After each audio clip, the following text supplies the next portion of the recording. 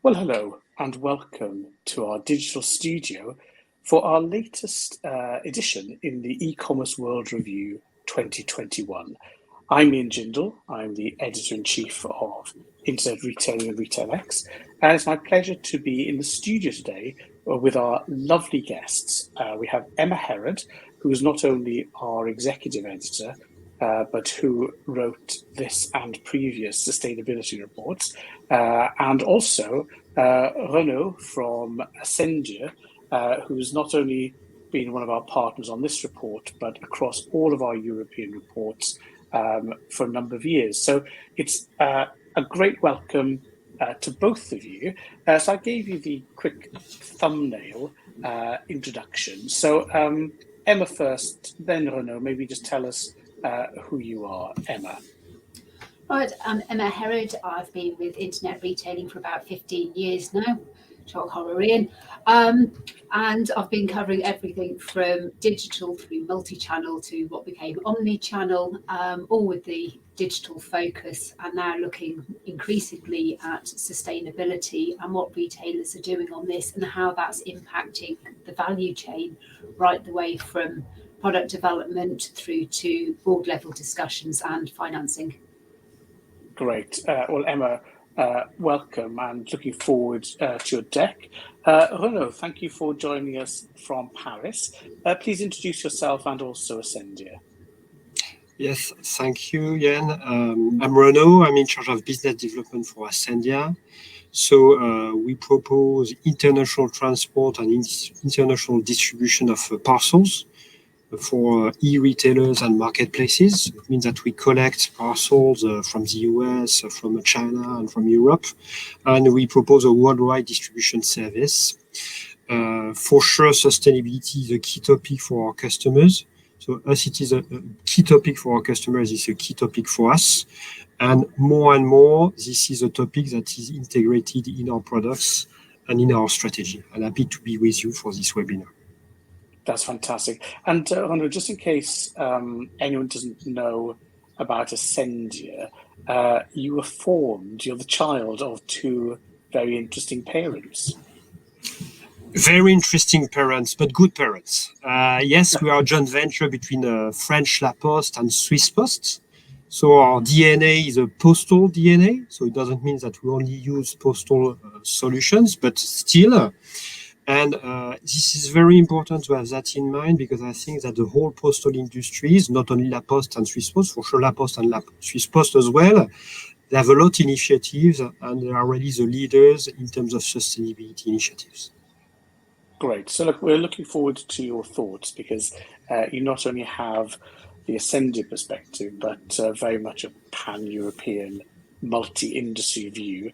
And again, thank you for your contribution to the report. So Emma, I'm going to put you now in the driving seat and hand over the deck to you. So if you'd like to take us through, then we're very much looking forward to hearing from you. Over to you, Emma. Okay, thanks, Ian. Well, the sustainability report is the latest look at what's happening in the retail industry across the value chain.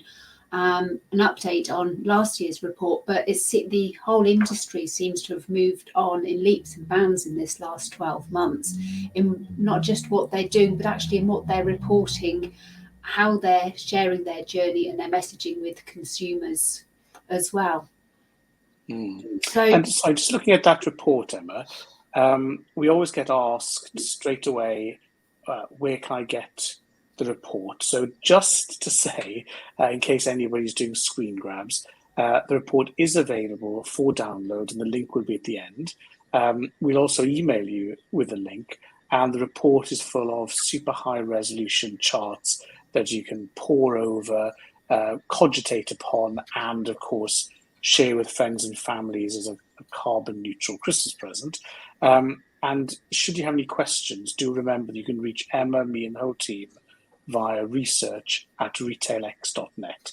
So just in case anyone's worried and screen grabbing, all will be available. Emma, sorry to interrupt. That's all right, fine. So we've sort of looked at retail looked at the pressures that retailers are coming under from the point of view of legislation, as well as from consumers, and the pressure that they're putting on themselves from the board and from employees. What the consumer attitude. We've also looked at more than 1,000 of the leading retailers across Europe, investigated how they're sharing their journeys on their consumer-facing websites, or whether that then links through to their corporate websites. We've looked at sourcing and procurement, supply chain and logistics, internal operations, delivery as an interesting topic for Asendia, and we'll come back and talk about that later. How they're selling products, what different business models are being introduced, the circular economy, for example, and then, of course, how they're changing their business models to become fully sustainable, and reporting that along with financial results. Pretty all-encompassing, Emma. Well, I think we're about 50 pages, something like that. So it's I would say a hefty tome, but it's digital, therefore more sustainable. A heavy PDF. Yes. So, as I was saying, legislation. Well, at the moment, we've got COP26 happening in Glasgow. World leaders have come together to progress actions that were agreed at COP in Paris in 2015, wanting countries to set ambitious targets through to 2030 regarding reducing their emissions, and then how the world is going to become net zero by 2050, or should I say, hopefully net zero by 2050. And this is all based around keeping global temperatures within 1.5 degrees of pre-industrialized levels. So as part of COP, there is also trying to get agreement on finance for less developed countries that are being impacted more on climate change. So there's the mobilising finance side of that as well. So while that will then lead down into legislation in individual countries or across the EU, as we've already seen with Fit for 55, that will impact retailers, as will consumer attitudes. Consumers at the moment are saying that they appreciate what's happening within the environment. They want to make a difference. But if you look at it across lots of different areas of sustainability, they're not necessarily actually spending in the way that their beliefs. So this slide here is just showing the study by German fashion platform Zalando, showing that gap between their attitude and behaviour. One thing, though, that we do see across the world that consumers do agree on is that they want retailers to have reusable or recyclable packaging. And we've seen that with studies in China, in Europe and the US. And I know that's sort of quite a big thing for Asendia at the moment as well. Is it La Poste who have got initiatives in this area? Yeah, correct, Emma. This is very interesting. I really think that all the questions related to packaging are very important and will become more and more important, because this is very visible. We all receive big packets with huge boxes with a lot of air inside. And this is a very good example of what can be improved. And you mentioned that one of our shareholders, so La Poste, took an initiative in the last few weeks. There was an agreement that was made between La Poste and a startup, a French company called Ipli, that developed a concept of sustainable packaging. And the concept is that the retailer proposes at the checkout to the shopper to use an Ipli packet, to use a reusable packets. So the retailer sends the goods, the order in this Ipli packets. The shopper receives the packet and resends the Ipli bag using La Poste. Ipli receive the packets, they clean the packets, and then it's resent to the retailer to be reused. And I think it's a very simple concept, very easy to organize, and this is a very visible initiative in favor of sustainability. Visible for everybody, I would say, and visible especially for the shoppers. That sounds interesting. And have there been many retailers signed up to use this already? You say it's launched just in the last couple of weeks. It has been launched very recently. What is interesting is that it will be promoted by La Poste as well. This is an agreement. So La Poste will recommend this service to its customers. This is French. This is a domestic service for the moment. But to be fair, I think it can be used everywhere. It can be used in all countries, and it could be used even for cross-border e-commerce. So there is no limit. And again, this is quite simple. This is no high tech behind, but this is a visible change in the offer. It's an initiative that has to be taken by the retailer, because the retailer has to propose the service to the shopper, and the shopper as well to adopt this new system at checkout. So when we have seen, the difference between what I call the citizen that is fully in favor of more sustainable, more environmental friendly companies, and what I call the day-to-day behavior, right? It's not so visible. I think that this type of initiative will help both the retailers and the shoppers to behave in a more sustainable way. That's very interesting, because we're seeing more that consumers are wanting retailers to share their journey to actually sort of, whether it's printing something on packaging or reusing the packaging, recycling it, getting rid of single-use plastics. And there seems to be an awful lot of greenwashing that's still happening in the industry. And that's something that marketing associations around the world are trying to highlight, so retailers again will change their behaviour. Correct. And again, this initiative is very visible. It's not greenwashing. This is really concrete for everybody. And it's probably one of the ideas as well for the retailer, because this type of action is very visible, and this is a proof of the concept. This is a proof that e-commerce can innovate in favor of sustainability. The question is e-commerce compatible with sustainability? This type of initiative proves that, yes, for sure, e-commerce is fully compatible with the sustainability concept. Absolutely, because if we look at some of the other studies or some of the other initiatives that retailers have been working on that are in the report, there's things like there's sofa companies that are using rental instead of sale. This is aimed at people who are renting properties and want to change their sofa or chairs and other furniture in line with the property that they're moving into for the next 6, 12, 18 months. But it's being done in a sustainable way, whereas at the end of the rental, the furniture goes back to the company, is stripped down, all the parts are recycled or reused in making a next set of furniture, and then rented out to somebody else.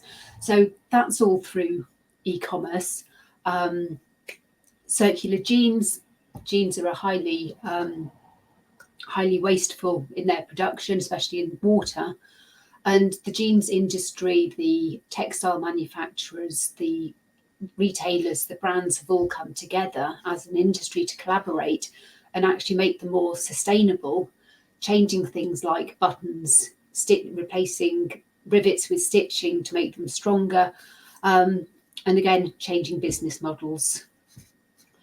I think what's interesting here as well, Emma, and picking up what Renaud was saying, is that action is needed rather than simply having initiatives. So if you think about trying to recycle furniture, it's very difficult due to health and safety requirements. You can't just give furniture away.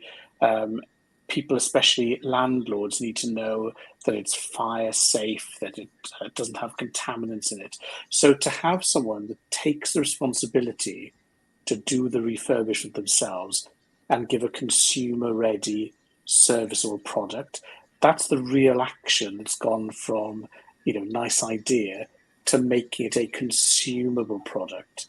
I think this is the key thing. I was thinking, about, the recyclable, reusable, circular bags, is that it's making that happen. For example, if there are 6 different requirements or 6 different initiatives in a country, or you're trying to cover this in France and Germany and the Netherlands and the UK, where there are different recycling requirements, different cities, it's always the good ideas need to be embedded with concrete action that makes it easy for the customer to consume rather than to become, the person's doing all the work themselves. I think this is what impresses me about the initiatives we're seeing, is that it's the best of consumer service with the hard work of sustainable reuse.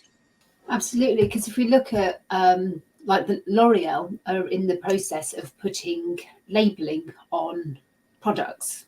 They've done it with Garnier, they've done it across other brands within France, and are trying to roll it out now across the world.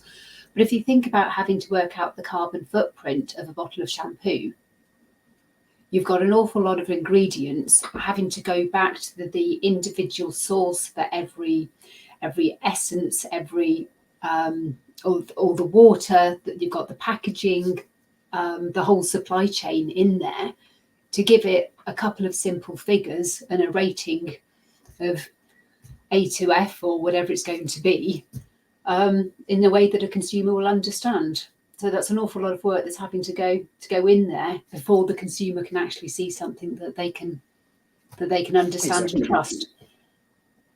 And we'll see this having impact in a number of ways, where you have firstly a credibility issue. So have they collected the right data? Are they being honest? Is it government checked? Then there's an understanding aspect. Do I know what to do with this information? And then, of course, there's the behaviour change. So I'm also thinking, that what we're seeing here is that the supply chain, the bits the customer could never see, didn't care about, it was just the product on the shelf.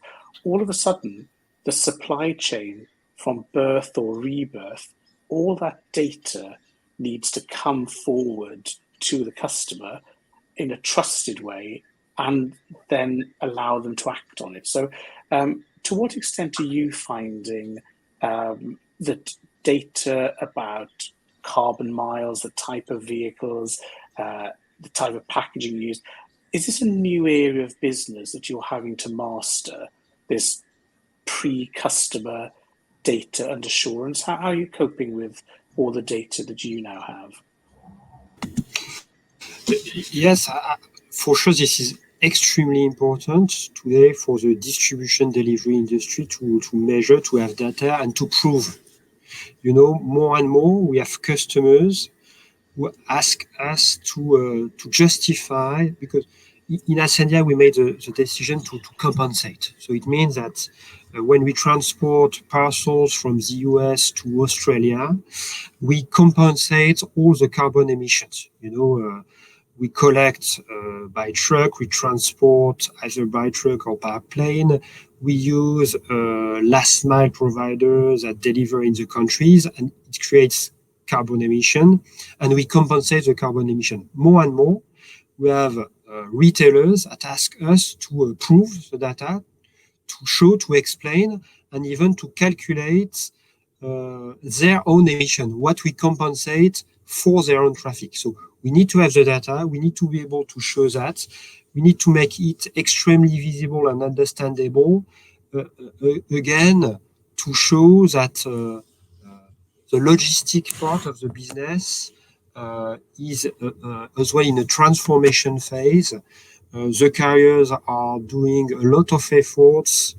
They are replacing their fleets. More and more you have electric vehicles or low emission vehicles that replace the traditional old and polluting trucks. So this is a trend. It cannot be discussed, but still it needs to be shown. we need to supply the data. It needs to be very visible. I was in Berlin during the last weekend, and I was really impressed by the number of green vehicles. And I'm not a specialist. I'm not able to recognize just on the street a green vehicle, an electric vehicle, but very often more and more the vehicle of the companies are clearly visible, branded electric vehicle. And I was in Berlin. I saw a lot of DPD trucks at every road. Really clearly, you have the DPD brand. It's a green vehicle, and it's really a zero-emission vehicle. A lot of cargo bikes as well by Hermes in Berlin. So it's more and more visible. It's a fact, and everybody can see that.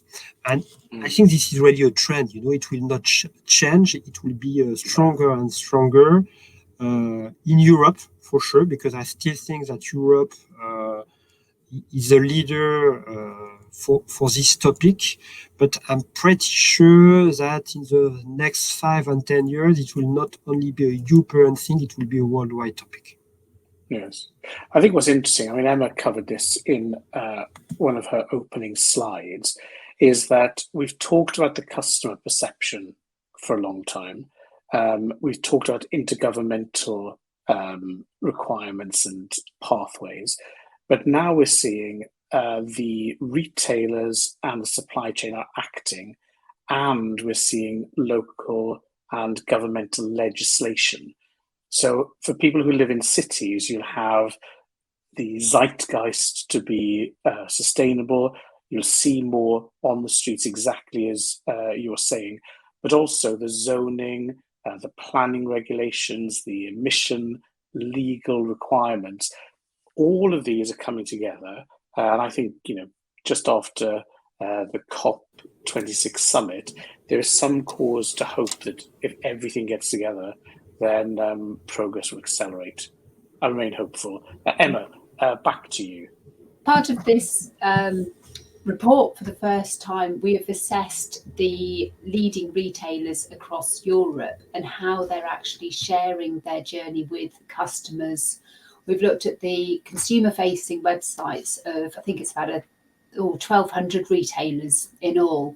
But for the sake of this, the RetailX Europe Top 1,000, which listeners might already be familiar with. So this is the major retailers, the ones that are leading across the 6 dimensions that RetailX investigates. But it's showing that a lot of retailers aren't sharing very much sustainability information with their consumers. It's something like about 6% of them have supplier lists or manufacturer information on their websites that consumers can see. So there's an awful lot of work that needs to be done on transparency, for example. While a lot of them will share some sustainability information, not very many have a full set of reports going back 5 or 10 years, for example. And not very many show how they're actually going to hit their targets. They might say we're going to be net zero carbon by 2030, 2040, whatever date, but they're not showing how they're going to get there. So this is something that I think when we come back next year is actually going to have accelerated, and people realise that that consumers want to see that transparency.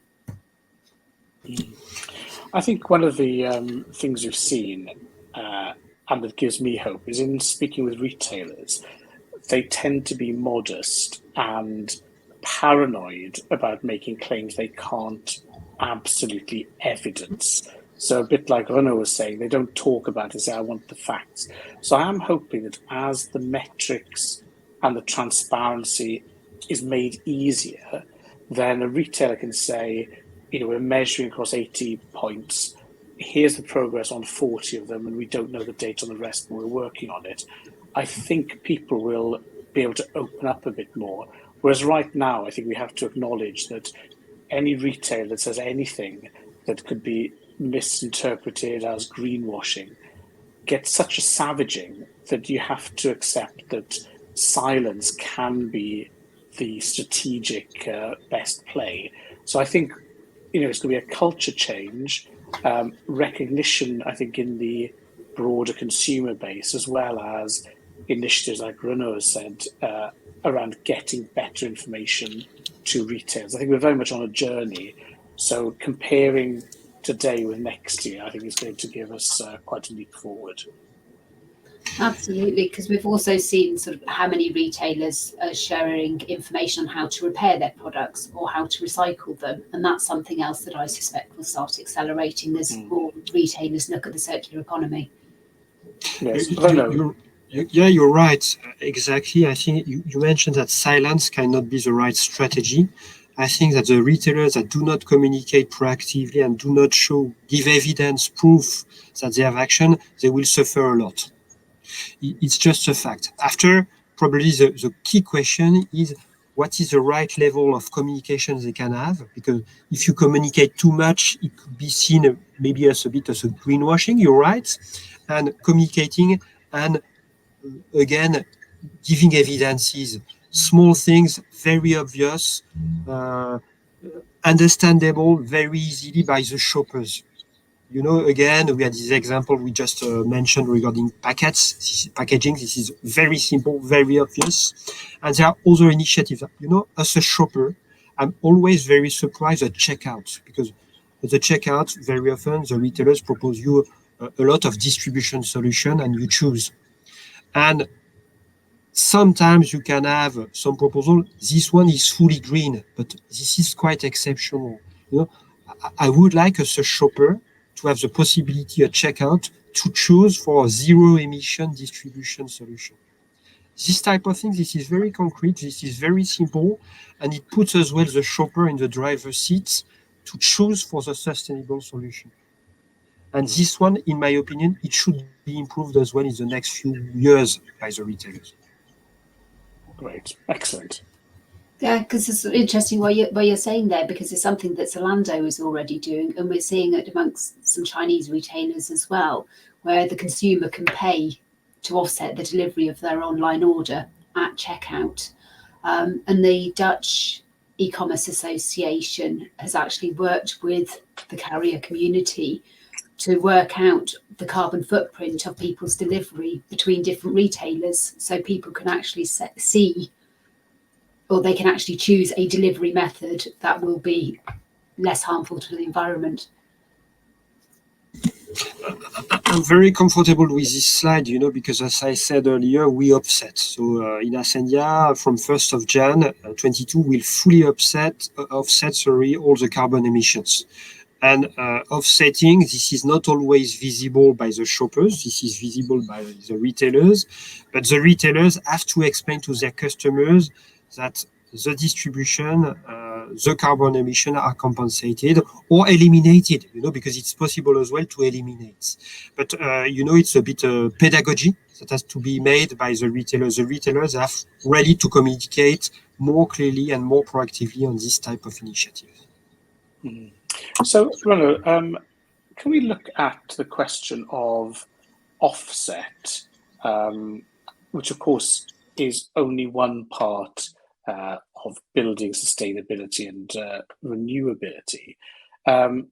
So correct me if I'm wrong, but you have a layer that provides the service, but it's not that you don't own necessarily all of the vans and all of the infrastructure aspects. So how do you work with your owners and partners to go beyond just simply offsetting your activities, which I know you're nearly there, and to work with other people who have maybe a more challenging infrastructure that they need to re-engineer? It's a good point, Ian. In Asendia, we are not an integrator, so we don't own planes, we don't operate our own distribution network. We purchase services from airline companies, we purchase services from a transport company, from last mile operator. We assemble all the bricks together and we create an end-to-end service. So for us, it's very difficult to reduce because we are not the owner of the vehicles. Having said that, reduction, of the carbon emissions is still, for me, the key question for the evolution of the industry. So reduction really this is key. In Asendia, we don't own the network, so we have made the decision to offset. But it means as well that when we select suppliers, airline companies or last mile operator, we are really careful with their sustainability policy. I take an example. As I said, we have two mother companies, La Poste and Swiss Post, and this is very clear that when we inject the parcels of our customers in the French network or the Swiss network, we use La Poste and Swiss Post, and the carbon footprint is extremely small because everything is either reduced or fully compensated. What cannot be reduced for the moment, a lot of vehicles have been adapted, but everything it's on the way, the process is not over. So La Poste, Swiss Post are carbon neutral, they are reduced, and what cannot be reduced at the moment is compensated. And this is easy for France and Switzerland because we use our mother companies, but more and more we are looking for vendors that have adopted the same type of policy, and even more and more we are considering proposing to our customers, the retailers and the marketplaces, specific products with a green distribution. And green distribution, very concretely, it means zero emission distribution service. Interesting. I think what this shows is within the chain, the supply chain, the need for all the individual links to talk to each other and have data and depend on each other. So I think you've made the case very well there, Renaud, for how even people at the beginning of the supply chain need to be assessing their impact, recording it, and able to give that data to other partners in the chain. Fascinating. Great. So Emma. The final part of the chain of the report anyway is looking at sustainable business. So governments, NGOs, investors, businesses, all working towards environmental reporting, putting it on a level with their financial data. One of the things people have been talking about is actually putting a price on carbon. The investment community is having to reduce its impact on the environment, the amount of carbon within the companies that they're investing in. We've got case studies with Unilever and Kingfisher in the report, both of whom have shared parts of their journey and their communication with shareholders and how they take the board decisions down through the companies and actually implement the plans. So there's one very nice quote from Unilever saying that they very rarely get into dialogue with investors, prospective investors or market participants. And I'll leave you to read the rest of it on the screen, because it just shows how serious the businesses and the investment community are in changing things in a more sustainable way. And this is an area that we are looking to do more work on next year. So moving from the retail front end to, if you like, the strategic and economic back end. So just a quick appeal that says if you have strong views, if it's an area of interest, you're doing something interesting yourselves or would be willing to talk to us, a quick email to either Emma or me, research@retailx.net, and we'd be more than pleased to chat with you. Renaud, you were going to comment there, I think. Just a comment, because this statement on this slide, this is very similar to what we have lived in the past few months in Asendia. As I said several times, we have made the decision to go for full compensation. And it has to be clear, this type of decision, it has a cost. Because it has a cost and it's totally impossible to pass the cost to the customers. So it's a decision for the companies to invest in transformation. And the transformation, it has a cost. And it has an impact on the results. it has to be validated by the shareholders. But it's not a choice. I think that it's an obligation. It means that the companies that do not follow that path, they will just die. Moving to more sustainability, it's a strategic direction. It is a cost, but there is no other option. And I think this is exactly what we have here in the previous slide. All the companies that want to develop, even that want to survive, they will have really to follow that direction, because shoppers will no longer, I don't know when, I don't know if it will be in 5 years or 10 years, shoppers, they will no longer purchase products from non-sustainable companies. And even from a legal point of view, it will be more and more difficult to propose services or products that are not sustainable. So Great. It's complex. This is an investment in money, in time, in people, but it's an obligation today. And in fact, retailers have been solving complex problems for a while. So hopefully great minds and great purpose will come together. So I'm just looking at the clock and seeing we're up against time here. So maybe let's just wrap up with a thought from you initially, Renaud, and then Emma, about what you think is going to be the big news between today and next year's report. So what's the trend, activity, or priority that is top of mind for you for the coming year? Again, I think that regarding distribution, we are going to move more and more towards green distribution. It will be more and more visible. You will have some leaders on the market. Some companies are already engaged since years. This is difficult. It's something that cannot be done in 6 months. So I think that you are going to have market leaders that will be more and more visible regarding sustainability. The big ones, the one who are identified this trend and this direction years ago. And when I say years ago, it's more than 10 years ago. The big companies identified this trend around 2010. I think it's not something that just is visible now. I hope that the retailers will take more visible initiatives. I hope that the retailers will give the trust to the shoppers, because for me, this is really the key questions, and we come back to one of the slides you shared.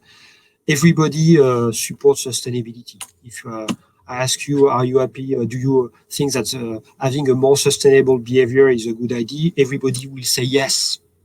But after, what do you do as a shopper to comply with this statement? What are the sustainable behavior as a shopper you adopt? This is not always so obvious. So I really hope that the retailer will give the choice to the shopper to adopt a more sustainable behavior.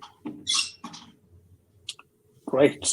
Emma, any closing priority, trend, or interest that you want to highlight for next year's report? Yeah, I think we're going to be seeing more retailers sharing their messaging, sharing their journeys with consumers as they move on to working on their Scope 3 emissions, so the things directly impacting the product or impacted by the product. But also I think there's going to be more collaboration, as we've seen with the Jeans redesign project and things like that. Industries coming together to solve challenges, but also the industry becoming more ambitious as they realise that actually there can be a big impact in what they're doing, and it's challenging the business internally to actually move in great big steps to change, look at new business models, impact on what they're doing currently, and to look at the issue in different ways and new ways. Well, we've had COVID that shows we can cope with all sorts of operational, staffing, consumer changes. We had the financial crash of 2007, 8, 9 that shows there's resilience financially in systems. We've had the technology changes brought about by digital. So it's as if now it's time to put all of this resilience and transformative zeal all to play. So very exciting times. And even though the pressure is great and the risks are incredibly high, a fascinating time to be in the industry with the opportunity to make all of these changes. So a massive thank you, Emma. That's a great piece of work and covers so many things, even more to do next year. So we're looking forward to see that. Renaud, merci. Thank you very much for your partnership and input during the research processes, and also, of course, for joining us today and giving us your thoughts. So I think it's time just to say goodbye. The only things to add are, of course, you'll be able to download the report and enjoy it in great detail. But don't enjoy it alone. Share it, and of course, share your thoughts with us. It's a year-round program of activity for us. Emma's working on this all the time. So ideas, areas of focus, questions, considerations, and of course, don't be shy. We're always looking for case studies, whether on the record or off the record. Please do share your expertise and experience with us. And the last time for today, research@retailx.net will get to all of us. So all there is now is to say a final thank you to everyone joining us for sharing some of your time, to our lovely guests, Emma and Renaud, and we wish you all, until we see you next time, happy and successful trading. Thank you. Thank you. Bye-bye.